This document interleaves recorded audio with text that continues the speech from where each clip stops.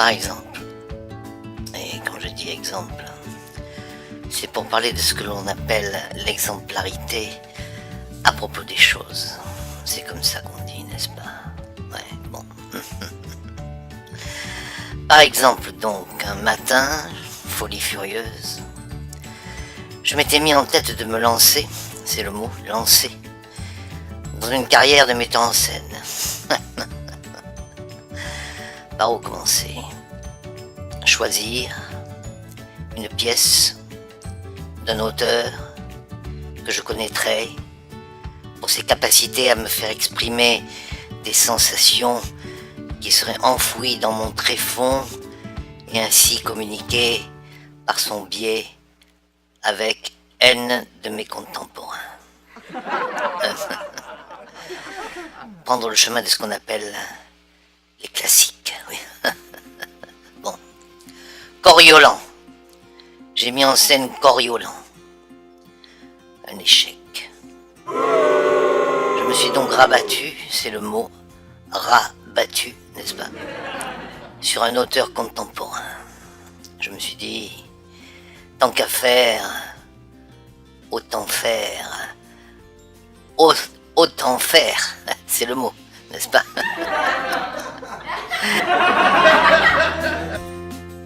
Le type qui se prétendait auteur contemporain n'avait jamais entendu parler de ce que pouvait être l'art de la mise en scène tel que je le concevais. Cet art, toujours sur mon dos, à vouloir m'imposer sa fiancée comme héroïne, j'ai eu la faiblesse d'accepter. Elle annonnait, je ne plaisante pas, elle annonnait. Un soir où elle était en train de purement et simplement détruire ma carrière naissante de metteur en scène international, je suis monté sur la scène, enfin, ce que j'avais organisé comme le semblant de podium, c'était un podium, un vague podium fait de planches clouées les unes contre les autres, et je l'ai carrément assommé. Je l'ai assommé avec une perche électrique en défaisant un bout. Le tout a pissé et elle était sévèrement amouchée.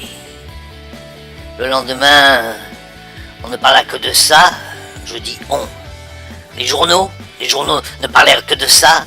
L'assommage de l'héroïne, art de la mise en scène. Ainsi, j'obtins un prix d'encouragement, comme l'ont fait pour les races chevalines. Me voilà embarqué dans des tournées internationales.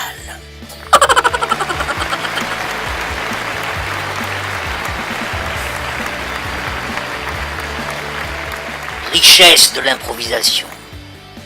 Un impresario véreux, pléonasme, m'organisa une petite séance de déclaration d'intention sur mes soi-disant idées quant à l'élaboration d'un axe reliant mon art de la mise en scène de théâtre à celui de l'opéra.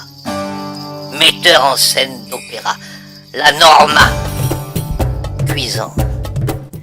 Je fus obligé de vendre les 2 ou 3 actions que je possédais dans un consortium de nickel, reste de mes tribulations en Nouvelle-Calédonie, lorsque je vendais des cravates en compagnie d'un Colombien mythomane prénommé Alvaro.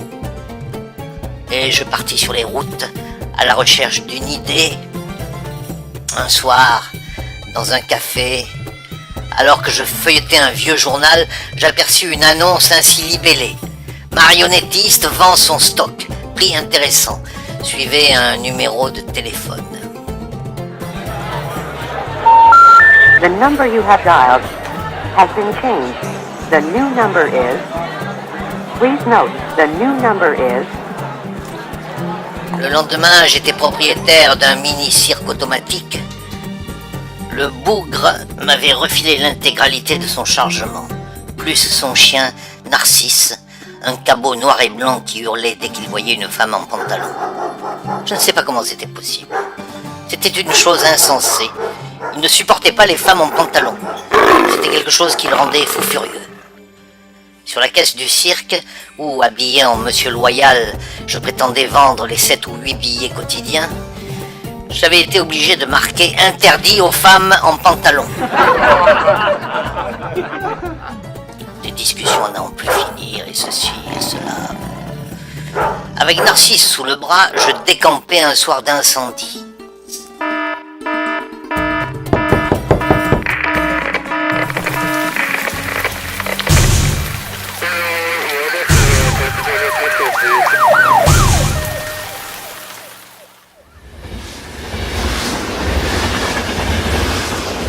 Le premier train nous ramena à Paris. Dans le compartiment, j'aurais aimé qu'il se confie à moi, qu'il m'explique pour quelles raisons il n'aimait pas les femmes en pantalon.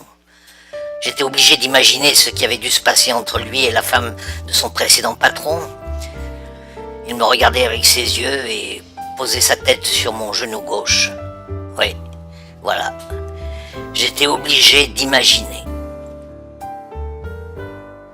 C'est depuis ce moment, ce trajet en train, que je me suis mis à détester l'imagination.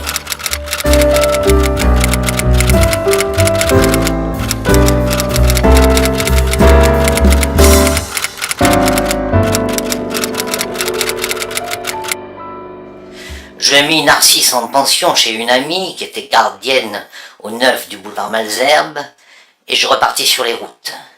Je fus engagé comme danseur de flamenco par une troupe de gitans qui faisait des conférences sur l'âme tzigane avec photographies, diapositives projetées en plein air sur des draps qui pendaient. Bien sûr, le fils aîné en profitait pour dévaliser les pauvres fermes des 2 ou 3 malheureux qui avaient été attirés par la parade de l'après-midi. La gendarmerie nous rattrapa juste avant la frontière.